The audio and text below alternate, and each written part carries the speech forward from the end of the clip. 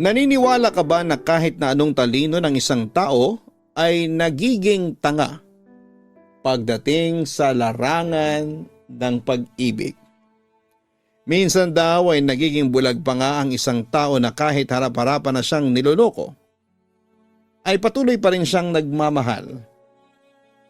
Hanggang saan nga ba ang hangganan ng isang tao pagdating sa panloloko? Hanggang kailan niya kayang maging bulag at bingi sa katotohanan? Dear Papa Dudut, hanggang ngayon kapag naaalala ko ang pangyayaring ibabahagi ko sa inyo, ay nasasaktan pa rin ako. Kaya naman mahirap para sa akin habang ginagawa ang sulat na ito. Pero mas magandang marami ang makarinig nito para kahit papaano ay maging aral na rin, lalo na sa mga kagaya ko na kapag nagmahal ay ibinibigay ang lahat-lahat. Itago niyo na lamang po ako sa pangalan na Jody. 34 years old na ako sa ngayon at single pa rin. Galing kasi ako sa isang napakasakit at mapanlinlang na relasyon na nag-iwan sa akin ng matinding trauma. Hindi ko na alam kung kaya ko pa bang magtiwala sa mga tao nang dahil sa nangyari sa akin.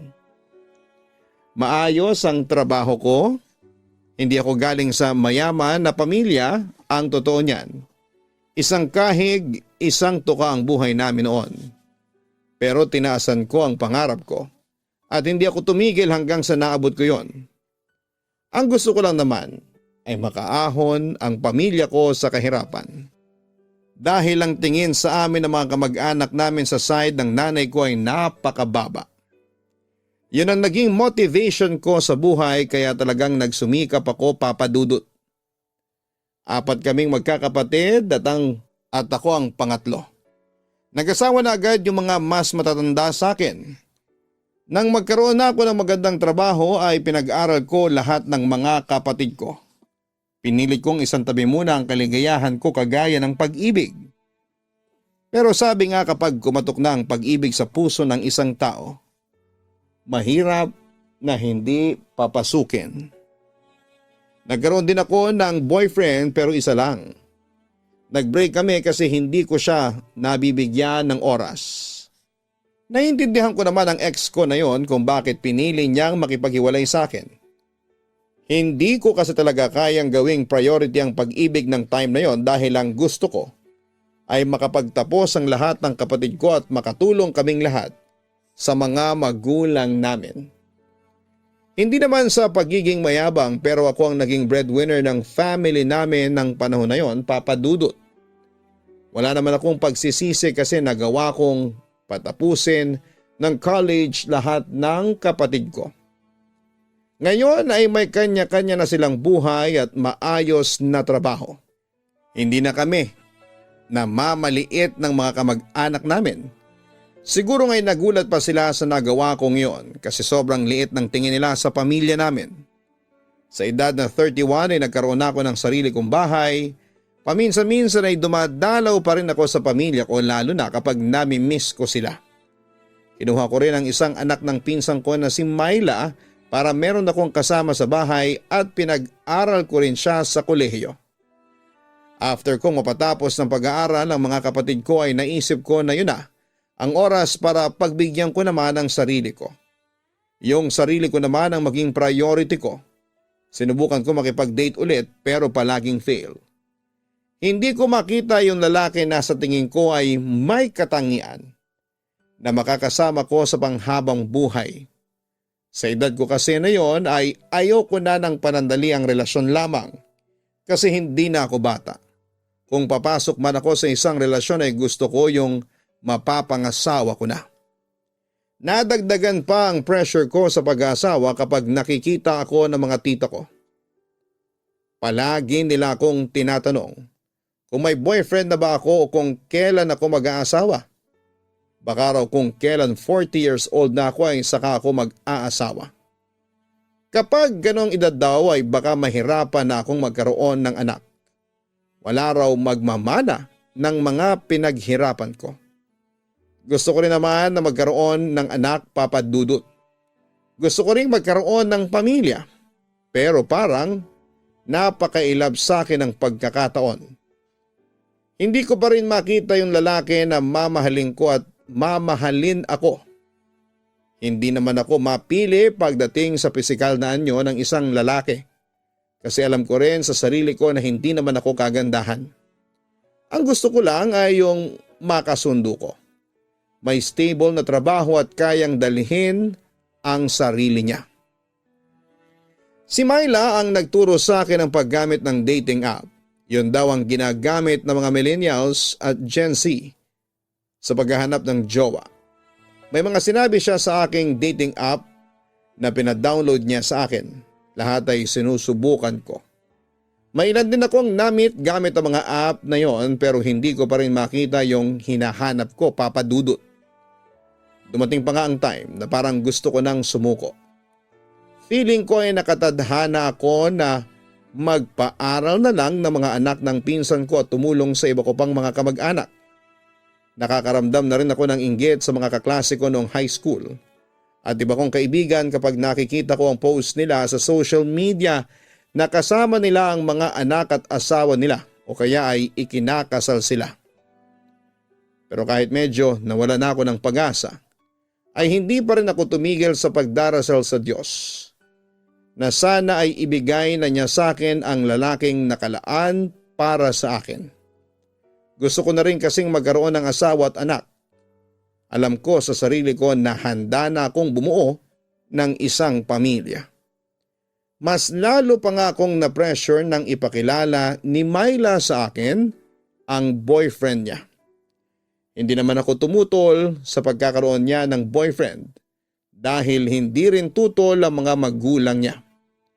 Sinabihan ko na lamang si Myla na sana ay alam niya ang limitasyon niya.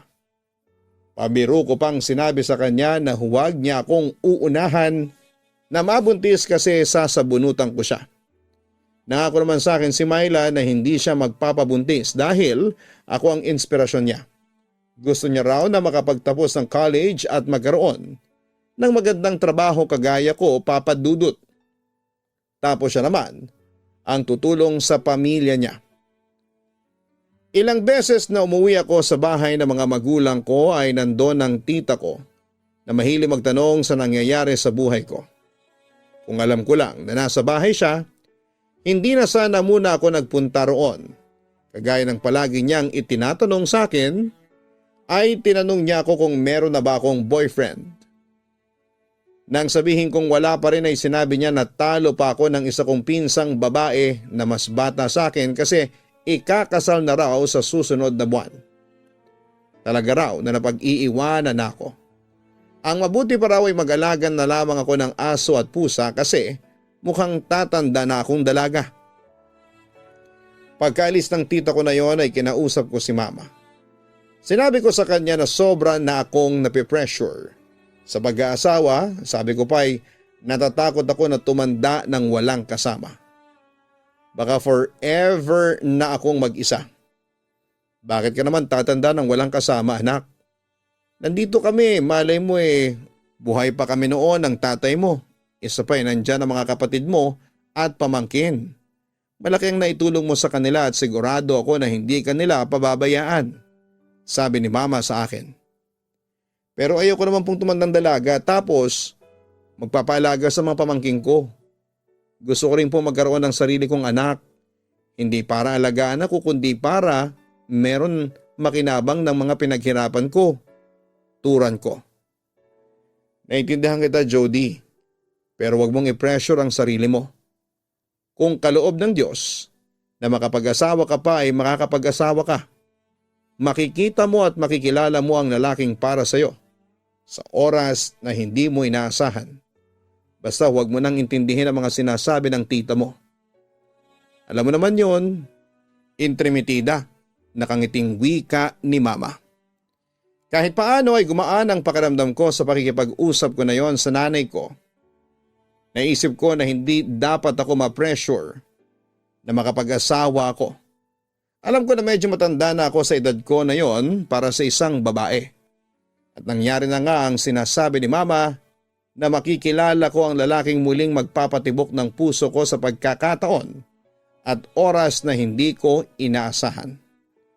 Sumuko na ako noon sa paggamit ng dating app. Pakiramdam ko kasi wala akong pag-asa sa ganon.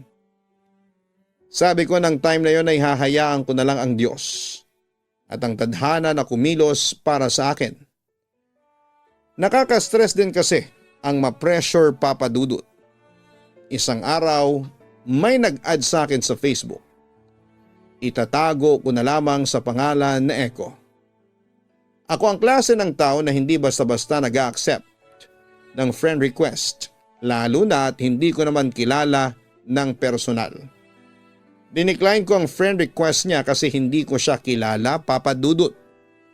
Pero hindi sumuko si Echo. Nag-chat pa siya sa akin at tinanong niya kung bakit ko dinecline ang friend request niya.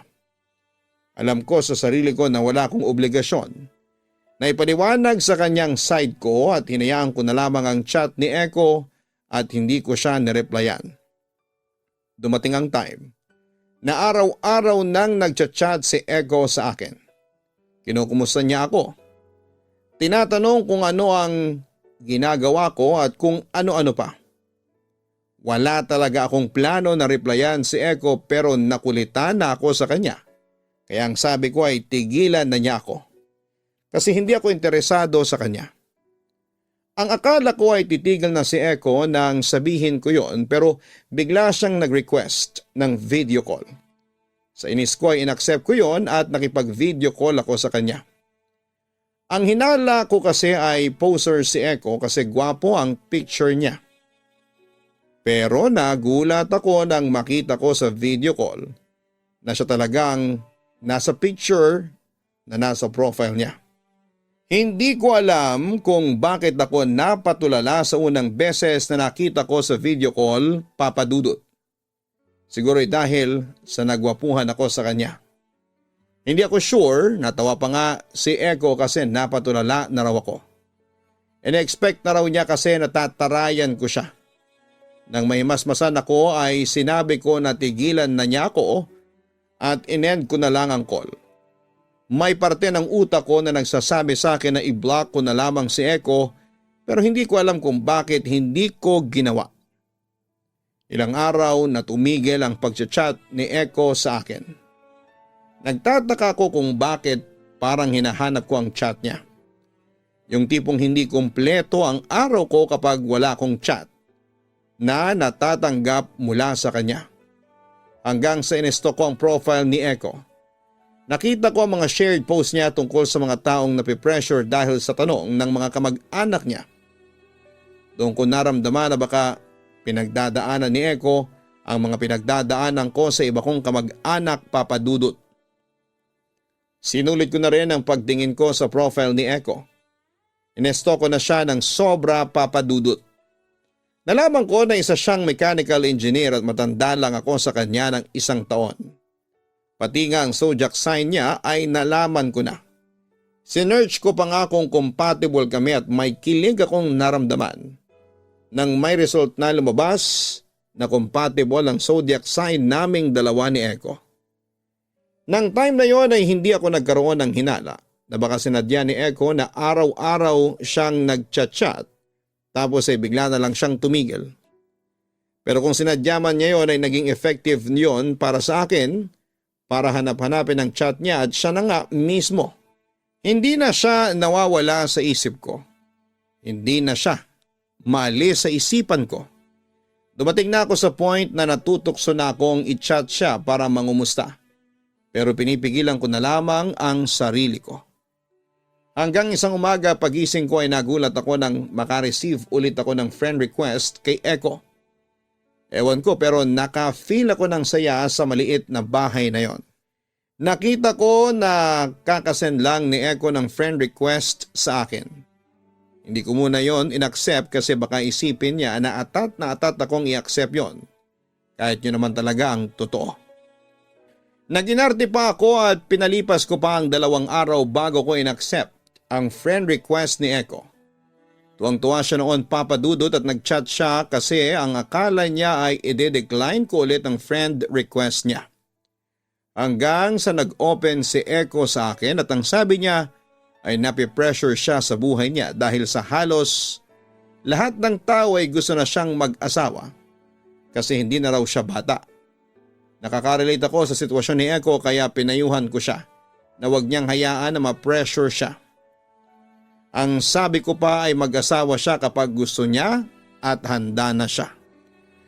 Yun na nga ang simula ng pagkakaibigan namin ni Echo. Araw-araw na kaming nagkaka-chat at kung minsan ay video call. Ang sarap lang sa pakiramdam na may isang tao na nakakaintindi sa mga sinasabi ko at mga hinaing ko sa buhay. Naging magaan agad ang loob ko kay Echo kahit na hindi pa kami nagkikita ng personal. Akala ko nga ay hanggang doon lang kami pero nagulat ako. Nang paglabas ko sa work ay nakaabang si Echo sa akin sa labas. Yun na nga ang unang beses na nagkita kami at inaya pa niya akong mag-dinner. Inilibre pa niya ako ng time na yon at aaminin ko na may kakaiba akong naramdaman ng unang beses ko siyang nakita, Papa Dudut. Alam ko sa sarili ko na gusto ko na si Echo. Nasundan pa ng ilang beses ang pagkikita namin ni Echo at sa tuwing lumalabas kami ay hindi niya ako hinahayaan na magbayad sa mga kinakain namin. Siya raw ang lalaki kaya siya ang dapat na magbayad. Sa paglipas nga ng mga buwan ay mas lalong lumalim ang pagtingin ko kay Echo. Kaya naman abot langit ang kilig at tuwa ko nang ligawan na niya ako, Papa Dudut. Dahil sa may feelings na ako kay Echo ng time na yon ay hindi ko na pinatagal ang panliligaw niya. Siguro 1 month lang niya akong niligawan at sinagot ko na siya. Nang maging kami ni Echo ay inisip ko na sana ay hindi ako nagkamali sa pagpili sa kanya. Ipinagdasal ko na sana ay siya na ang lalaking makakasama ko habang buhay. Nakikita ko kasi sa kanya ang mga katangian ng isang lalaki na hinahanap ko sa aking mapapangasawa.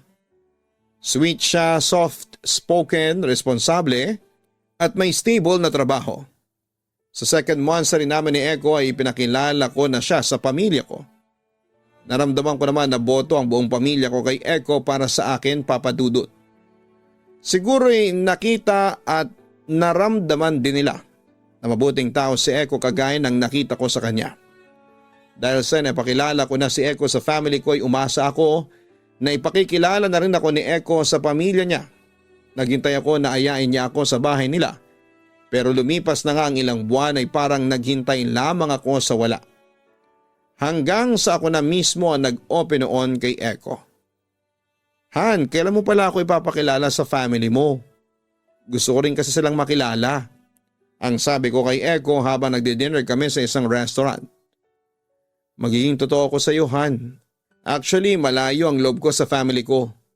Isa sila sa mga nami-pressure sa akin na mag-asawa na kahit na hindi pa ako ready. Sa ngayon, wag muna. We're not in good terms. Sagot pa ni Echo. Ganun ba? Okay lang. Naintindihan ko pero sana ay maging okay na kayo ng family mo. At the end of the day ay pamilya mo sila. Hindi maganda na meron kayong tampuhan o hindi pagkakaunawaan. Ang payo ko. Huwag ka mag-alala. One of these days ay ipapakilala kita sa amin. Ang sabi pa ni Echo. Nalungkot ako nang malaman ko na hindi okay si Echo at ang pamilya niya, Papa Dudut. Noong ko lang din yun nalaman at hindi niya sinabi yon sa akin noong bago pa lamang kami. Siguro hindi pa siya ready o hindi siya komportable ang pag-usapan yon. Pero umasa pa rin ako na magiging maayos sila ng family niya. Kaya lang ibis na maayos yon ay parang mas lalong lumala ang hindi nila pagkakaunawaan. Napansin ko kasi na sa tuwing nakikita kami ni Echo ay parang ang laki ng problema niya.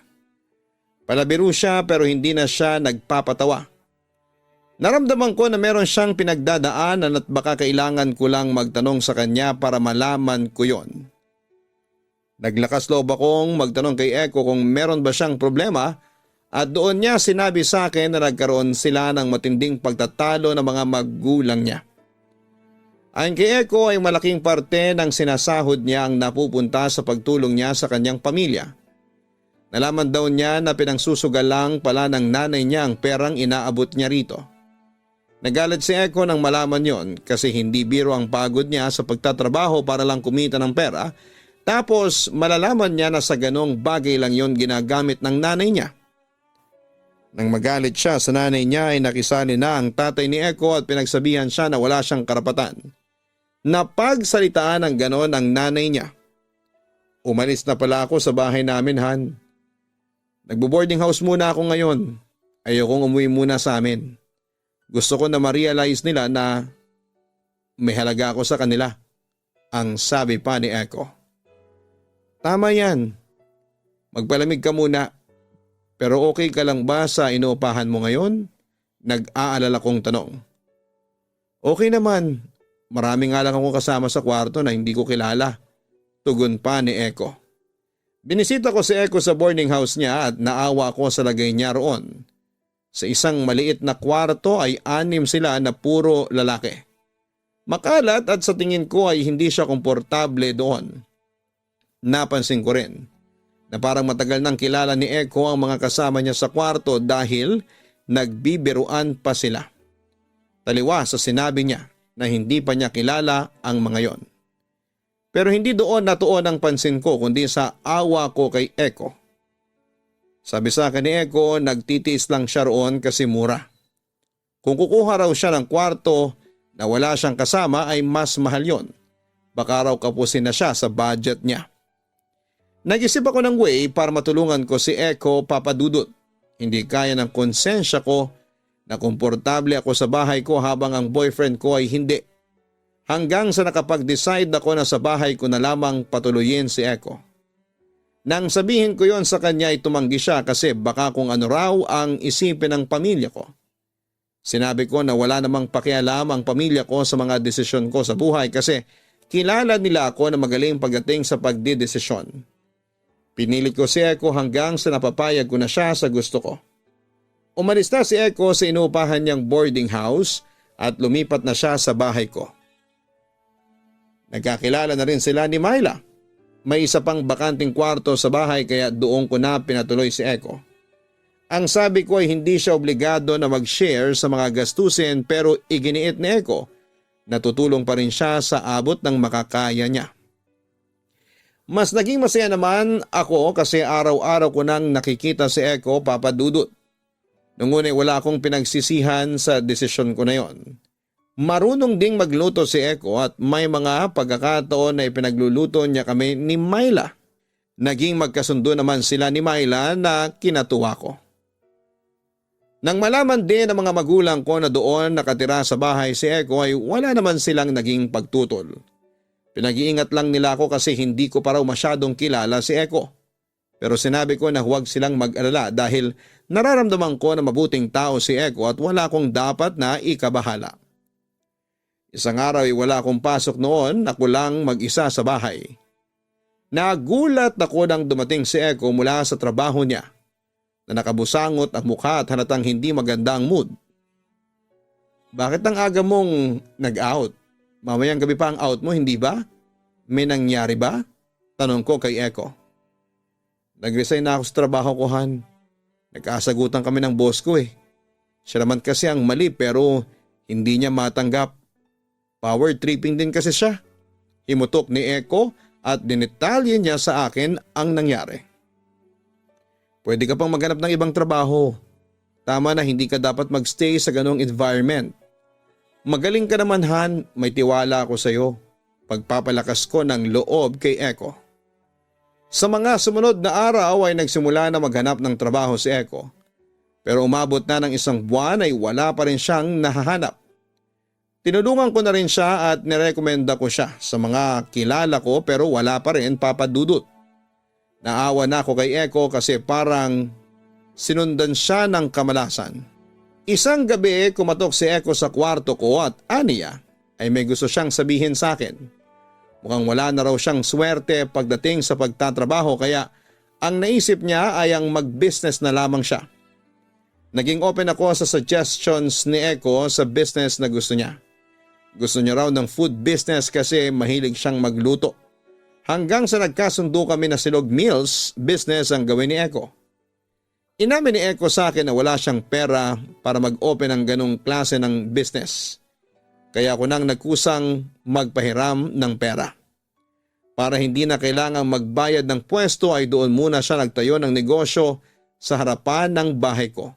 Malawak naman ang space doon. Nakita ko kung gaano kapursigido si Eko kaya naisip ko na hindi ako nagsayang ng pera para suportahan ang gusto niyang gawin. Isa pa ay nangako si Eko na kapag kumikita na ang business niya ay paunti-unti niyang ibabalik ang perang nahiram niya sa akin. Sabi ko ay huwag niyang i-pressure ang sarili niya na mabayaran ako basta mag-focus muna siya sa negosyo niya. Pero naawa ko kay Eko kasi siya ang lahat ng kumikilos sa negosyo niya. Siya ang kumukuha ng order, nagluluto at nagsiserve. All around siya. Hindi naman namin siya matutulungan palagi ni Myla kasi meron din kaming kanya-kanyang ganap sa buhay. Ang sabi ko kay Eko ay maghanap kami ng makakatulong niya. Kahit isang tao pero hindi pa raw niya kayang magpasahod. Kaya pa naman daw niya. Kung ako ang masusunod ay gusto ko na ako na ang magpasahod sa kukuning tao ni Eko. Pero ayoko namang tulungan siya sa lahat at baka masanay siya na palaging umasa sa akin. Gusto ko rin naman na matuto siya sa paghihirap na pinagdadaanan niya. Naniniwala din ako sa kakayahan ni Eko ng time na yon, Papa Dudut. Naging okay ang takbo ng business ni Eko sa unang buwan. Medyo malakas. Wala kasing ganong kainan sa lugar namin kaya yun talaga ang puntahan ng mga tao. Han, pwede na ako maghanap ng taong makakatulong ko sa negosyo ko. Nahirapan na kasi ako ang sabi sa akin ni Eko. Kaya mo na bang magpasahod? Tanong ko. Kakayanin. Ang hirap din kasi na ako lahat. Baka kasi kapag hindi pa ako kumuha ng tao ay sumuko na ako. Hindi dahil sa nalugi ako kundi dahil sa pagod. Tugon pa ni Eko. Gusto mo bang tulungan kitang maghanap ng makakatulong mo? Tanong ko. Hindi na, meron na akong kausap, Han. Yung isa kong pinsa na babae, kailangan niya rin kasi ng trabaho. Nagkasundo naman kami sa magiging sweldo niya kaya okay na. Kaya lang okay lang ba na dito rin siya sa bahay mo titira? Galing pa kasi siya sa probinsya. Wala siyang matutuluyan dito, ang sabi pa ni Eko. Napanatag ako sa kukuning tao ni Eko dahil kamag-anak niya. Alam ko na hindi siya kukuha ng tao na hindi mapagkakatiwalaan at mapapahiya siya. Kaya naman sinang-ayunan ko na lamang ang desisyon niyang yon. Ang problema nga lang ay wala nang available na kwarto para sa paparating na pinsan ni Eko pero ang sabi ni Eko ay ayos lang kahit magkasama na lamang sila sa kwarto. Dahil sa pinsan niyo ni Eko ay hindi ko yon binigyan ng mali siya kahit babae pa ang pinsan na sinasabi niya. Lalo na at sinabi sa akin ni Eko na close sila ng pinsan niyang yon, Papa Dudut. 1 week after naming mag-usap ni Eko tungkol sa bagay na yon ay dumating na sa bahay ang sinasabi niyang pinsan na si Kira. Mas bata siya kay Eko ng 2 taon. Maganda si Kira, maputi at sexy. Hindi ko alam kung bakit unang kita ko pa lamang sa kanya ay mabigat na kaagad ang loob ko sa kanya, Papa Dudut. Kahit na palangiti siya ay hindi pa rin naalis ang kakaibang pakiramdam ko sa kanya. Pero inisip ko na dapat ay bigyan ko ng chance si Kira para mas makilala ko pa siya. Baka naman kasi mali rin ako ng pakiramdam sa kanya. Ipinaliwanag na rin ni Eko kay Kira ang mga dapat niyang gawin sa store. Si Kira ang magte-take ng order at siya rin ang magsaserve noon para makapag-focus si Eko sa pagluluto o sa kitchen. Simula nang magtrabaho si Kira sa store ni Eko ay napansin ko na hindi na masyadong pagod si Eko sa gabi kapag umuwi ako. Natuwa naman ako kasi hindi na siya nakakaawang tignan. Mas nakakapagpahinga na siya. Medyo nagkakausap na rin kami ni Kira at bubbly ang personality niya. Malakas siyang magsalita at napansin ko rin na medyo sexing manamit si Kira, Papa Dudut. Sinabi ko yun kay Eko kasi nagwo-worry ako na baka mabasto si Kira habang nagtatrabaho. Lalo na at karamihan sa kumakain sa store ni Eko ay mga tricycle at jeepney driver. Ang sabi naman ni Eko ay huwag akong mag-alala kasi kayang dalhin ni Kira ang sarili nito. Kung sakali na mabastos ito ay nandun naman siya para ipagtanggol si Kira. Nagkaroon ako ng chance na makausap si Kira ng kaming dalawa lamang. Namimili kasi noon si Eko para sa store niya, bali si Kira pala ang unang kapamilya ni Eko na nakilala ko. Kaya inisip ko na dapat ay maging close kaming dalawa. Ang naging usapan namin ni Kira ay ang family nila. Tinanong ko siya kung alam ba niya na hindi okay si Eko at ang parents nito. Naku, alam ko yan, Ate Jody. Masama kasi talagang ugali ng mama at papa ni Eko. Kahit nga ako hindi sila kasundo, ang turan pa ni Kira. Pero sana maayos pa rin nila ang hindi nila pagkakaintindihan, ang sabi ko. Ewan ko, parang ayaw ni Eko na magkaayos sila. Anyway, maiba ako, ate. May balak na ba kayong magpakasal ni Eko? Tanong pa ni Kira. Naku, wala pa. Wala pa nga kaming 1 taon, sagot ko. Kung ikaw ang tatanungin, ate, si Eko na ba ang gusto mong maging asawa? Tanong pa ni Kira. Oo naman, mabait naman siya, saka mahal ko si Eko at alam kong mahal niya rin ako, sagot ko. Ay, sure ako na mahal ka noon, ate. Kapag nagkwekwentuhan kami, ikaw ang bukang bibig niya. Pero alam mo ba ang mga bagay na gusto ni Eko? Ang sabi pa ni Kira. Ano? Tanong ko. Si Eko mahilig yan sa alahas, ate. Mga gold to be specific. Dati nga ang dami niyang gold na alahas. Relo, kwintas, bracelet, basta lahat. Kaya lang, naibenta na niya dati kasi nagkasakit ang mother niya. Kahit na magkagalit sila, may malasakit pa rin siya sa nanay niya. O hindi ba? Ang bait talaga ni Eko, turan pa ni Kira. Sa sinabi niyo ni Kira ay nagkaroon ako ng ideya sa bagay na magugustuhan talaga ni Eko kapag binigyan ko siya. Wala pa rin kasi akong masyadong alam tungkol kay Eko ng time na yon at alam ko na matutulungan ako ni Kira pagdating sa bagay na yon. Bago dumating ang birthday ni Eko ay naghanap ako ng nagbebenta ng mga gold accessories online. May nahanap naman akong legit na seller at ibinili ko roon si Eko ng isang bracelet at kwintas bilang birthday gift para sa kanya. Naawa kasi ako sa kanya dahil sa kwento ni Kira na nawala kay Eko ang mga bagay na gusto nito dahil sa pagkakasakit ng nanay nito. Doon ko napatunayan na talagang mabait si Eko. Kahit pa hindi sila okay ng parents niya, ay hindi pa rin niya pinabayaan ang mga ito. Han, mahal ito. Hindi ka na dapat nag-abala pa, ang sabi pa ni Eko. Okay lang, nabanggit kasi sa akin ni Kira na mahilig ka sa alahas na gold. Kaya yan ang niregalo ko sa iyo, turan ko. Si Kira talaga napaka-chismosa. Pero hindi ko ito matatanggap, Han. Hindi ako sanay na nireregaluhan ako ng ganito kamahal, tanggi pa ni Eko. Ano ka ba, gift nga di ba? Bakit hindi mo tatanggapin? Saka birthday mo naman deserve mo rin ang mga yan. Kasi masipag ka lalo na sa business mo, ang sabi ko. Wala nang nagawa pa si Eko kundi tanggapin ang regalo ko sa kanya, Papa Dudut. Ang sabi niya sana'y last na yon na magbigay ako sa kanya ng ganong bagay. Baka raw isipin ko na kaya niya ako niligawan ay dahil sa meron akong pera. Hindi ko naman yun naisip, Papa Dudut, that time. Naramdaman ko talaga na genuine ang pagmamahal ni Eko para sa akin at hindi dahil sa kung ano ang kaya kong ibigay sa kanya. Nang makita ko na palaging suot ni Eko ang alahas na gift ko ay natuwa ko. Ang sarap pala sa pakiramdam. Na-appreciate ng taong mahal mo ang bagay na ibinigay mo sa kanya. Kaya sa tuwing monthsary namin ni Eko ay palaging alahas na gold ang regalo ko sa kanya. Tumatanggi pa rin naman si Eko pero sa huli ay wala na siyang choice kundi ang tanggapin ang mga yon. Napansin ko rin na nasira na ang cellphone ni Eko at nang sabihin ko na dapat ay palitan na niya yon, ani ni Eko ay wala pa siyang pambili kaya pagtitiisan muna niya. Cellphone ang naging anniversary gift ko kay Eko. Napakasaya ko kasi nakita ko na masaya si Eko sa niregalo ko sa kanya. Kahit nga wala na siyang ibigay sa akin ay okay na ako. Makita ko lang na masaya si Eko ay ganon na rin ako, Papa Dudut. Sa ilang buwan na kasama namin sa bahay si Kira ay nasaksihan ko ang closeness nila ni Eko.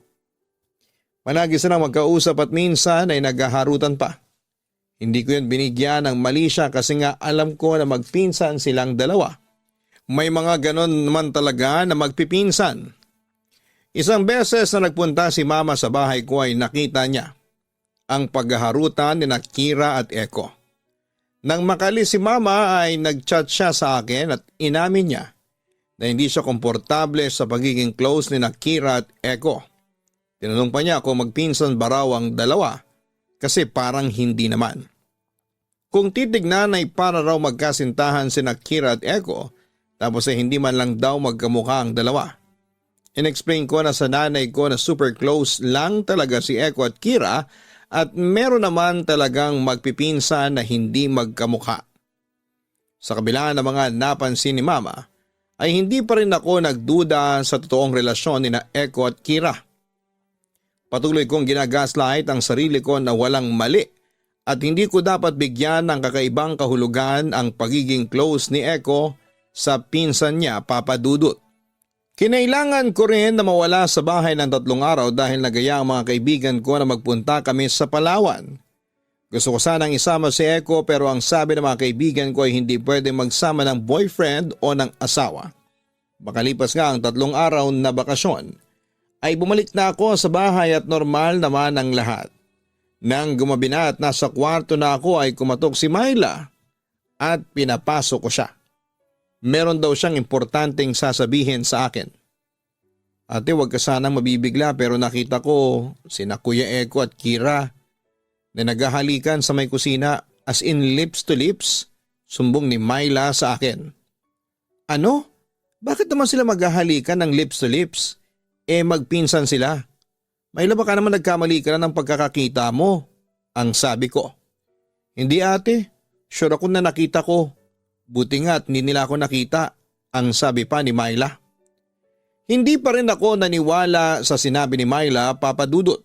Mas naniwala ako sa sinabi ng utak ko na nagkamali lang si Myla ng tingin at baka napagkamalan lamang niya na naghahalikan sina Eko at Kira. Talagang ginagaslight ko lang ang sarili ko ng time na yon. Natakot din akong tanungin si Eko tungkol sa bagay na yon kasi baka magalit siya at yun pa ang maging reason ng paghihiwalay namin. Pero aaminin ko, simula nang magsumbong sa akin si Myla ng ganon, ay nagkaroon na ako ng duda kina Eko at Kira, Papa Dudut. Hanggang sa isang araw ay sinampal na sa akin ang katotohanan. May paso ako noon sa trabaho, masama na ang pakiramdam ko pero pinilit ko pa rin na pumasok. Kaya lang nang nasa trabaho na ako ay hindi ko na kinaya kaya nag-undertime na ako at umuwi sa bahay. Pagdating ko sa bahay, nagtaka ako kasi nakasarado yung store ni Eko. Pagpasok ko sa bahay ay sobrang tahimik. Alam ko na may tao roon kasi hindi nakalak ang main door. Papasok na sana ako ng kwarto ko nang may narinig akong mga ungol sa kwarto ni Kira at Eko. Pakiramdam ko ay nasa isang teleserye ako ng sandaling yon. Papa Dudut, nanginginig akong nagpunta sa kwarto ni Eko at nang buksan ko ang pinto ay huling-huli ko sina Eko at Kira na nagtatalik. Walang mga saplot. Nagulat silang dalawa. At napaiyak na ako at tinanong ko kung bakit nila yon ginagawa kasi magpinsan sila. Hindi na nakatiis si Kira. Pagod na raw siyang magpanggap kaya umamin na siya sa akin na hindi talaga sila magpinsan ni Eko. Siya raw ang totoong girlfriend ni Eko at matagal na sila. Sinadya daw talaga ni Eko na jowain ako para perahan kasi alam nilang dalawa na meron akong pera. Sa galit ko sa kanila ay pinalayas ko sila ng bahay ko sa araw na yon. Hindi ako makapaniwala na kahit matalino ako, nung nag-aaral ako ay magagawa ko pa ring magpaloko. Doon ko na-realize na nagsasabi ng totoo si Myla at tama ang hinala ni Mama tungkol kina Eko at Kira. Hindi rin ako makapaniwala na may tao pa na talaga na kayang manloko ng kapwa para sa pera ng ganon level, Papa Dudut. Sinubukan pa akong i-chat ni Eko para magpaliwanag.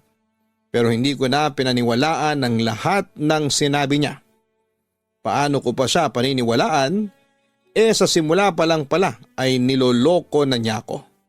Binako na lang si Echo sa lahat ng social media at pati sa personal number ko para hindi niya ako magambala.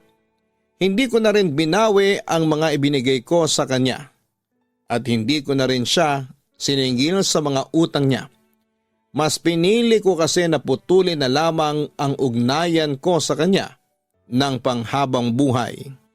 Masakit para sa akin ang nangyari, Papa Dudut, kasi minahal ko talaga si Echo.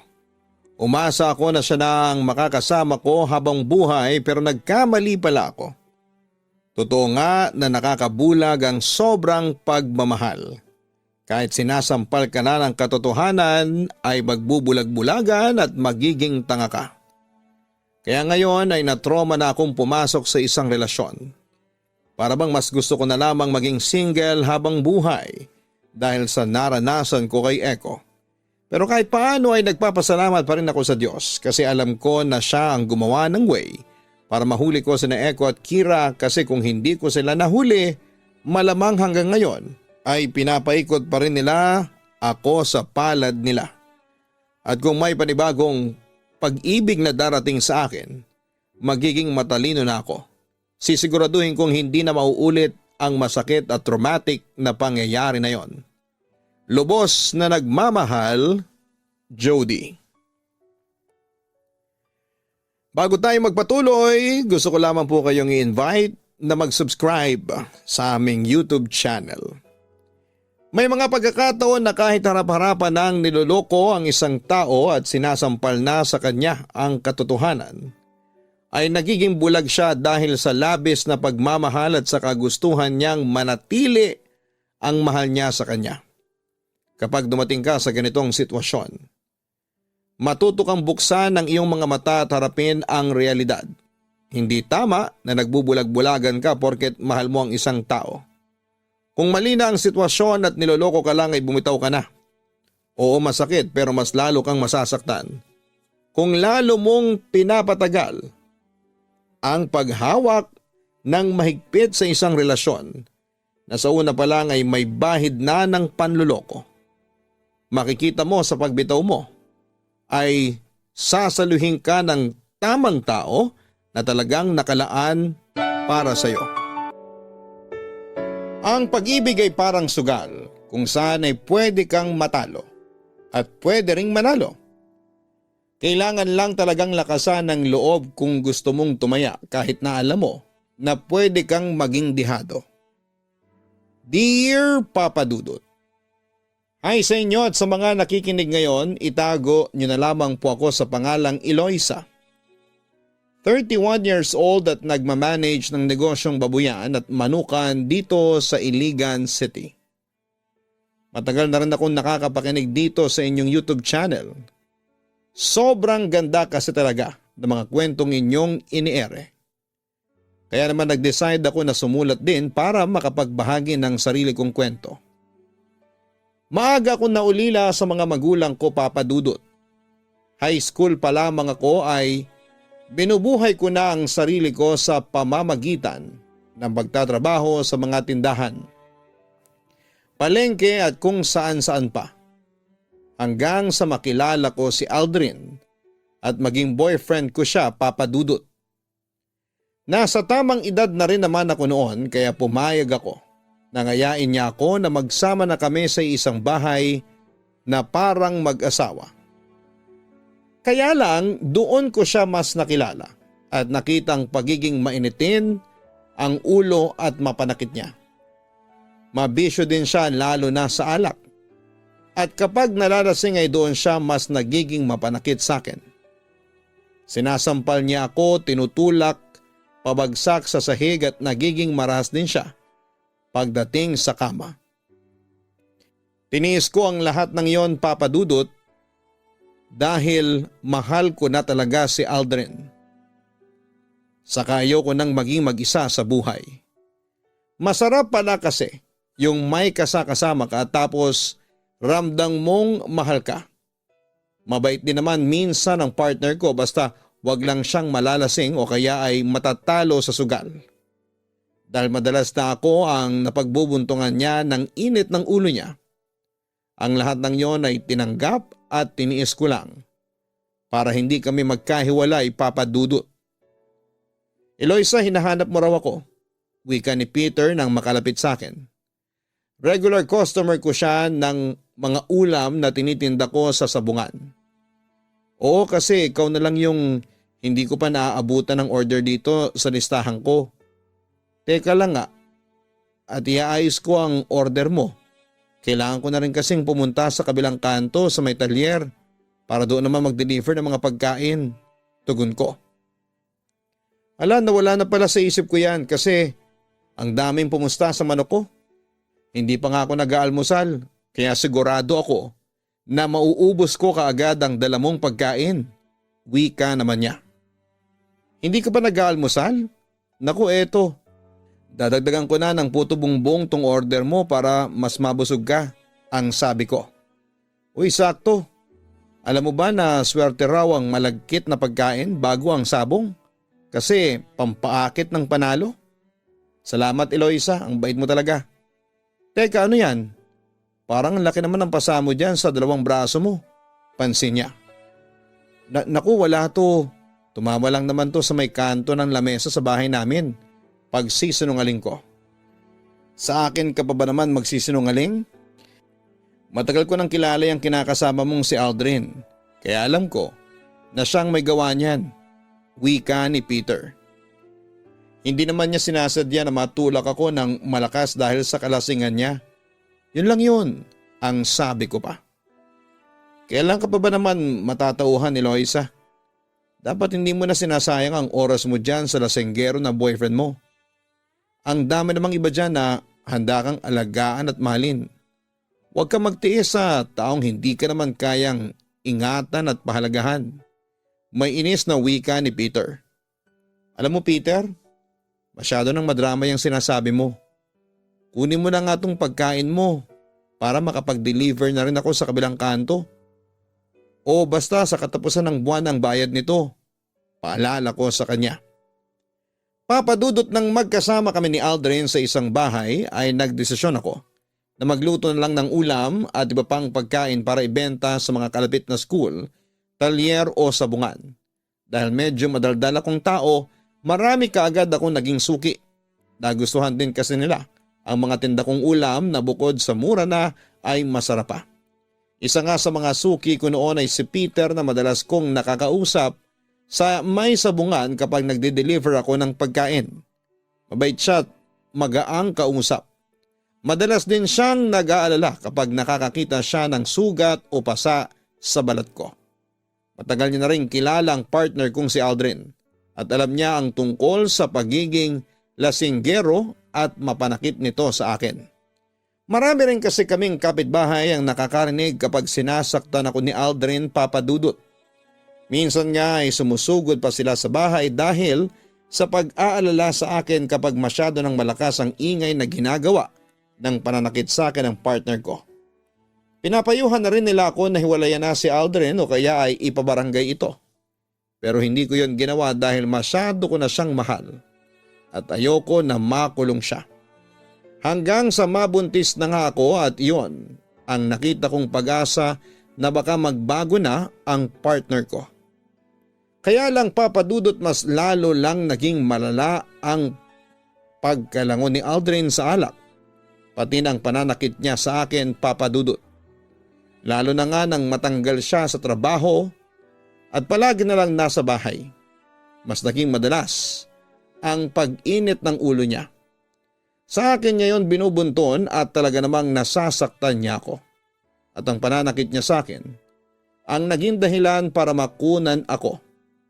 Sobrang sakit para sa isang ina ang mamatayan ng anak. Kaya yon ang nagtulak para tuluyan na akong makipaghiwalay kay Aldrin. Sa pagtatapos ng relasyon namin ay naging boyfriend ko naman si Peter. Hindi nagtagal ay nagsama na rin kami sa isang bahay, Papa Dudut. Wow! Ang dami mo namang yatang biniling pagkain, mahal. Bulalas ko nang makita ko ang dalang pagkain ni Peter. Madami talaga yan kasi may fried chicken, inihaw na bangus, dinuguan, saka ang paborito mong buko salad. Wika niya. Anong okasyon ba ang meron ngayon? Parang kulang na lang magtawag ka ng kapitbahay na makikikain sa atin sa dami nitong mga binili mong pagkain. Natatawang tanong ko. Gusto ko lang naman kasing mag-celebrate kasi nanalo yung 2 manok ko sa sabong kanina. At syempre, ikaw lang ang gusto kong makasama sa pagse-celebrate na to. Tugon niya. Kaya naman pala ang siya-siya mo at may paamoy-amoy ka pa ng kilikili ko kanina. Wika ko.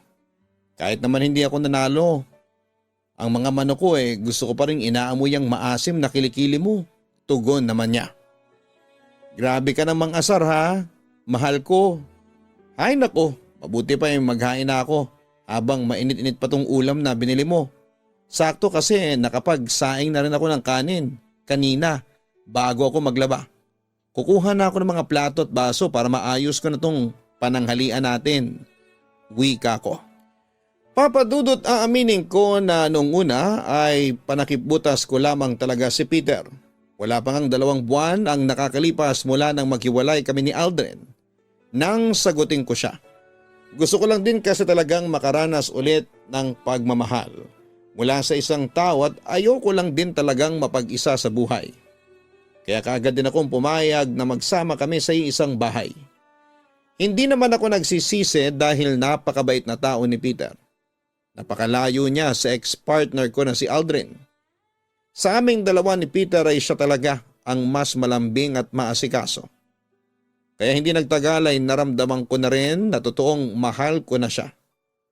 Ni minsan kasi ay hindi niya ako sinigawan o sinaktan.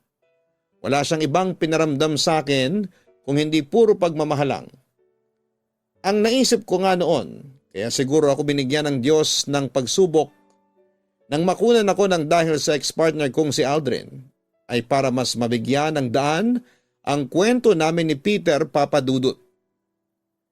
Napansin ko noon na iba ang pag-aalaga na ginagawa ni Peter sa mga manok niya. Hindi ko alam na grabe niya palang gastusan ang mga pagkain at vitamins na para sa mga yon. May trainer pa ang manok niya para mas maging matapang daw pagdating sa pakikipaglaban sa sabungan. Kinakausap rin niya ang mga yon na parang tao at palagi niya akong binibilinan na huwag gugutumin ang mga alaga niyang manok. Nakakatawang isipin pero parang mga anak na rin ang turing niya sa mga manok niya. Nung unay wala naman akong nakikitang problema dahil bukod sa mga manok niya at sabong ay wala siyang ibang bisyo. Nakwento niya rin Papadudot na minana niya pa ang pagiging mahilig sa manok o sabong sa namatay niyang tatay at lolo. Kinalakhan niya na raw ang pag-aalaga sa mga ito kaya hindi niya na rin nabitawan pa. Nagumpisa siya sa pag-aalaga ng sisiw at pagtaya ng maliliit na halaga sa mga sabong. Hanggang sa siya na mismo ang nagtayo ng sarili niyang breeding farm ng mga manok na pangsabong. Hindi niya na nga raw nabitawan yon dahil talaga raw Papadudot na nakakaaliw ang mga manok na inaalagaan niya. Mahal, ito na yung kape mo.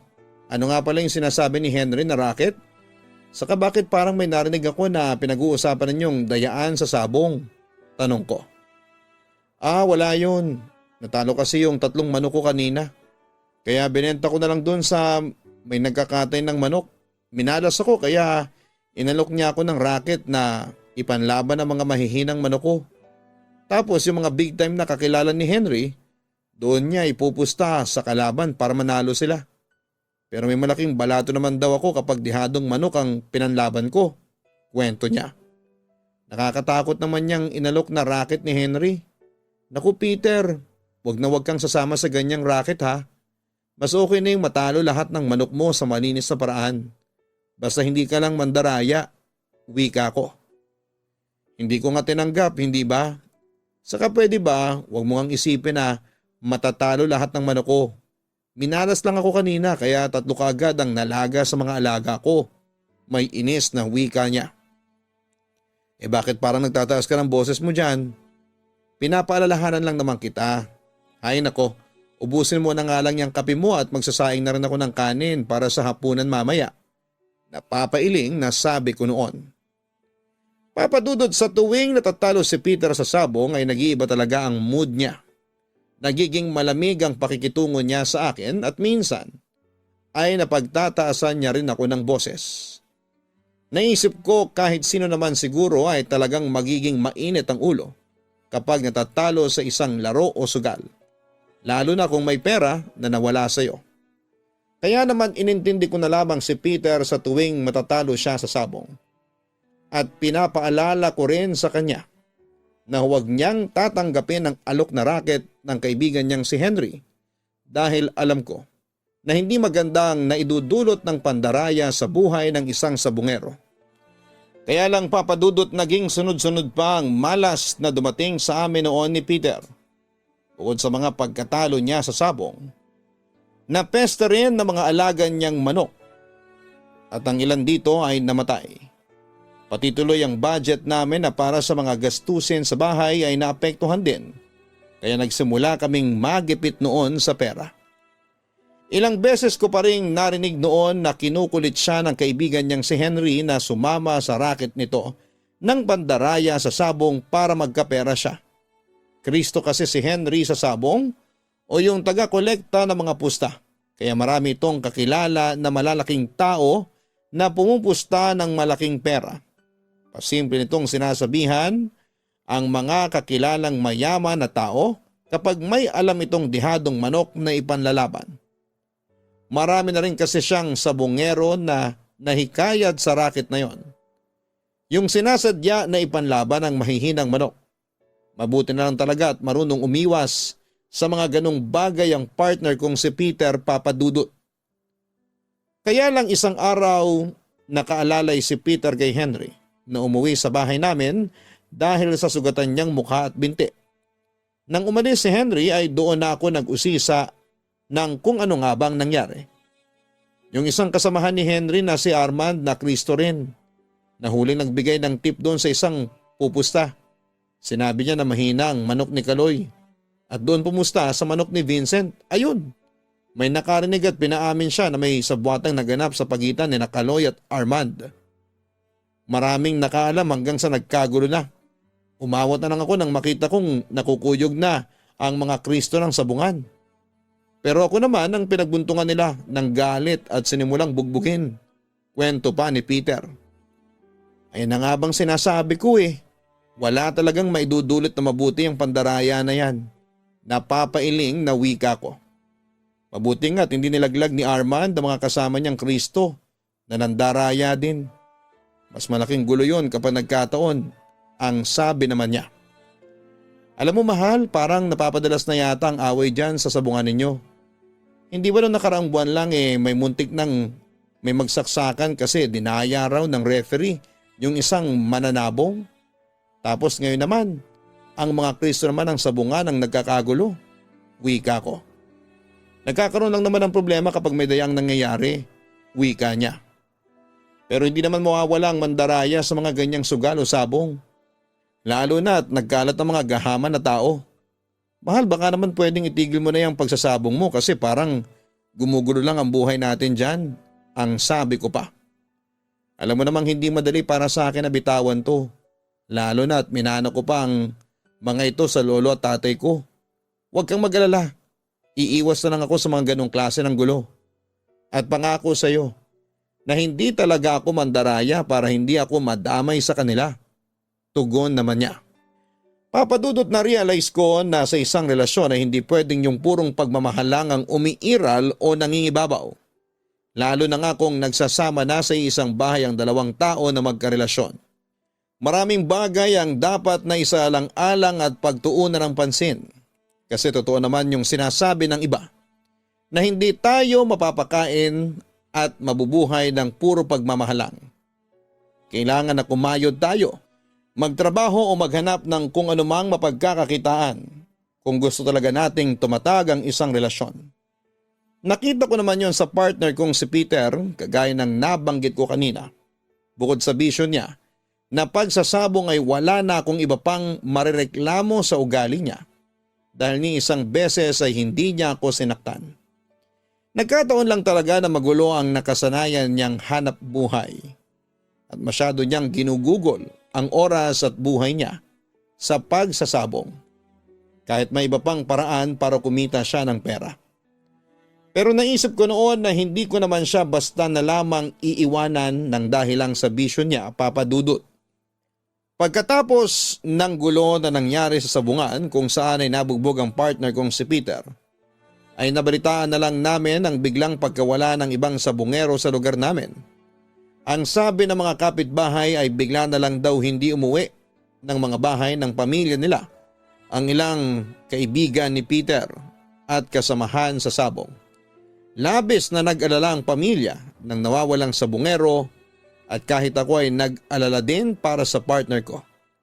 Sinabi naman ni Peter na ang nawawala raw ng mga kaibigan niya ay kilala raw na nandaraya sa sabong, kaya wala raw akong dapat na ipag-alala sa kanya.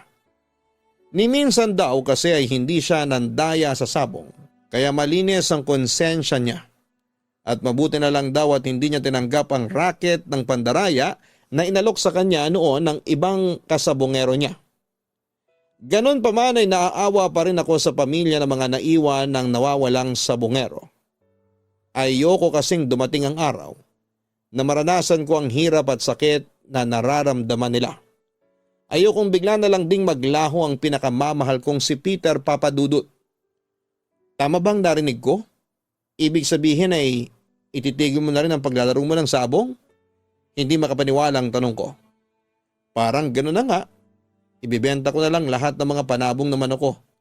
Pati na mga nakastock na vitamins at gamit nila para pandagdag ng puhunan sa negosyo natin. Pagtango naman ni Peter. Peter, seryoso ka ba sa mga sinasabi mo? Hindi ka ba nabibigla lang? Baka kasi mamaya bigla mo ring bitawan ang negosyo ng manukan at babuyan para bumalik sa pagsasabong. Tanong ko pa at napapaluha na talaga ako. Matagal ko na itong pinag-isipan ni Loisa. Hindi ko lang talaga madalas na sinasabi sa iyo. Kasi ayoko na paasahin ka tapos hindi ko naman pala itutuloy. Pero ngayong desidido na ako na gawin to, itutuloy ko na talaga. Sa totoo lang ayoko na rin kasing madamay pa sa gulo ng mga taong nawawala ng dahil sa sabong. Ayoko mapahamak ako o ikaw na asawa ko. Wika pa niya. Baka ang ibig mong sabihin ako at ang magiging anak natin. Wika ko. Ha? Anong sabi mo, Eloisa? Magiging anak natin? Tama ba ako? Tama ba yung narinig ko? Si Peter naman ang naluluhang nagtanong. Oo, hindi ka nagkakamali, Peter. 2 buwan na akong hindi dinadatnan at bumili ako ng 2 pregnancy test kit. Ginamit ko rin yung kanina lang at parehong positive ang lumabas na resulta. Masayang tugon ko sa kanya. Papadudot nakita ko ang malaking pagbabago sa partner kong si Peter mula nang bitawan niya ang pagsasabong. Naging magana siyang kausap palagi at hindi na naging mainitin na ang kanyang ulo. Alam ko na hindi madali sa kanyang ginawa niyang desisyon. Kaya laking pasalamat ko talaga na ginawa niya yon para sa akin at sa magiging anak namin. Pakiramdam ko noon ay nagsimula ulit sa umpisa ang relasyon naming dalawa, lalo na at pareho kaming nangangapa sa negosyong babuyan at manukan na sinimula namin. Mabuti na lang at marami siyang kamag-anak na supportive sa negosyo namin kaya kahit papaano ay hindi kami masyadong nahirapan. Pareho rin kaming excited talaga sa magiging anak namin, Papa Dudut. Kasi matagal na rin namin gusto na maging isang totoong pamilya. Kaya kagad rin kaming nagpakasal sa Huwes ng taon na yon. Pagkatapos ay nasikaso na namin ang lahat para sa magiging anak namin. Check-up ko, vitamins at mga gamit ni baby kahit nasa tiyan ko pa lamang siya. Pareho rin kaming nagpakasipag sa negosyo para na rin sa future namin bilang isang masayang pamilya kasama ang aming anak. At doon ko nga nakita ang malaking pagbabago ni Peter.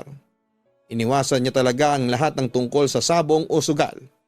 Nag-focus na lamang siya sa akin at sa negosyo niya. Kaya nang minsang maabutan ko siya sa bahay namin, Sinabi ko sa kanya na pwede siyang makifiesta sa bayan at manood ng sabong doon. Nung una ay ayaw niya dahil nahihiya raw siya sa akin. Sabi ko ay ayos lang kasi manunood lang naman siya at hindi tataya sa sabong. Wala namang problema sa akin na pumunta ka doon, basta i-text mo lang ako kung anong oras ka makakauwi mamaya. Wika ko. Oo mahal, sige aalis na rin ako. Nakahain naman dito sa lamesa ang kanin at ulam. Excited na wika niya. Teka, hindi ka na ba magpapalit ng damit? Tanong ko. Hindi na, ayos na itong suot ko. Baka mahirapan pa akong sumakay ng jeep papuntang bayan. Alis na ako mahal ha. Ay teka. Wika niya kasunod ang pagyakap sa akin ng mahigpit. I love you mahal. Hintay mo na akong maghapunan mamaya kasi uuwi din naman ako kaagad. Bye mahal. I love you ulit. Mahal na mahal kita. Mahal na mahal ko kayo ng magiging anak natin. Sobra. Nakangiting wika pa niya.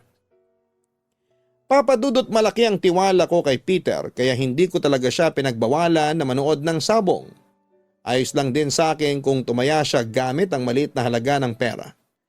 Alam ko naman kasi na alam niya ang limitasyon niya, lalo na nga at magkakaanak na kami. Kaya hinayaan ko siya noon na makifiesta sa bayan at manood ng malaking sabong na magaganap doon. Taon-taon kasi siyang nandoon at palagi siyang masaya kapag uuwi ng bahay pagkatapos ng sabong event na yon. Kaya ako na ang nagkumbinse sa kanya na pumunta at makifiesta sa bayan. Hindi naman kasi talaga mabibitawan basta-basta ang bisyo, hindi ba papadudot? Kaya inintindi ko talaga noon si Peter at pinaramdam ko yon sa kanya. Kasi ramdam ko na ginawa niya ang lahat para hindi masira ang bisyo niya, ang relasyon naming dalawa.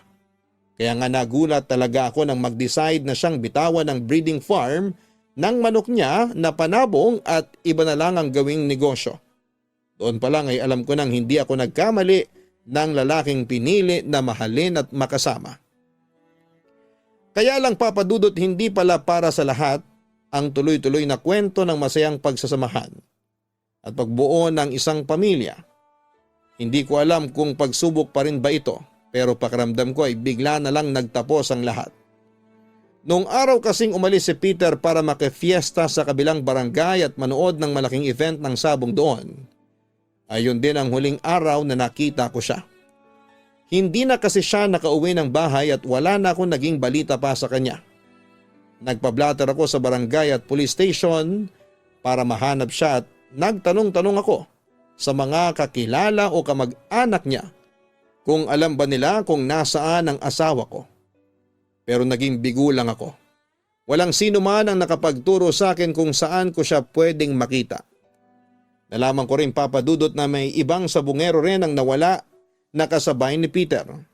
At kagaya ko ay bigo rin ang pamilya nila na makakuha ng impormasyon kung saan huling nakita ang nawawala naming mahal sa buhay. Para bang pinagtatakpan kung saan sila napunta. Parang ayaw ipaalam talaga kung saan sila huling nakita.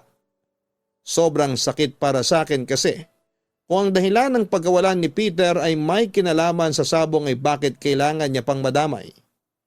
Binitawan niya na ang pagsasabong kaya walang dahilan para madamay siya sa gulo ng mga sabungerong nawawala. Ngayon papadudot, may 3 taon na ang nakakalipas. Wala nang huling beses kung makasama at mayakap si Peter. Alam kong parang imposible pero umaasa pa rin ako. Nabigla na lamang siyang kakatok sa pinto ng bahay namin at sasalubungin ako ng mahigpit na yakap at mga halik. Umaasa pa rin ako na may Peter pa rin na babalik sa amin ang anak ko. Pero sa pagkawala ni Peter ay doon ko mas natutunan kung paano magpakatatag at hindi umasa sa ibang tao. Kahit mag-isa ko na lang na binubuhay ang anak namin at nagmamanage ng aming manukan at babuyan, hindi ako susuko sa buhay at sa pag-asa na muli kaming mabubuo na isang masayang pamilya. Dito na po nagtatapos ang sulat ko. Lubos na gumagalang, Eloisa. Maraming salamat Eloisa sa pagsulat mo dito sa aking programa sa YouTube. Sa kabila ng mabigat na pangyayaring ito sa buhay mo ay nagawa mo pa ring ibahagi ang iyong kwento sa ating mga kaistorya online. Sigurado ako na malaki ang aral na naiwan mo sa mga nakapakinig ng iyong kwento. Na anumang pagsubok ang dumating sa buhay natin ay dapat na manatili tayong matatag. Naniniwala kasi ako na ang pagkawala ni Peter ay parte pa rin ng pagsubok na para sa iyo. Oo, marami tayong hindi maintindihan na dahilan kung bakit may mga mabibigat na pangyayaring dumarating sa buhay natin. Isipin mo na lang na nandyan ang anak ninyo ni Peter na pwede mong gawing lakas para manatili kang matatag sa buhay. Walang kasiguraduhan kung kailan pwedeng bumalik ang asawa mo, pero dumating man ang oras na mangyari yon. Sigurado ako na magiging proud siya dahil nagawa mong palakihin bilang isang mabuting tao ang anak ninyo. Kaya dalangin ko na patuloy ka pang maging matatag sa buhay para sa sarili mo at sa anak ninyo ni Peter. Nahanap nyo na ba ang Kaistorya Horror YouTube channel? Kung hindi pa, mag-subscribe na para sa araw-araw na upload ng mga nakakatakot na kwento at minsan ay drama. Ganon din ang Gian Gianna Vlogs para sa aming weekly family vlogs. Sana po'y makapag-subscribe na kayo. Maraming salamat po.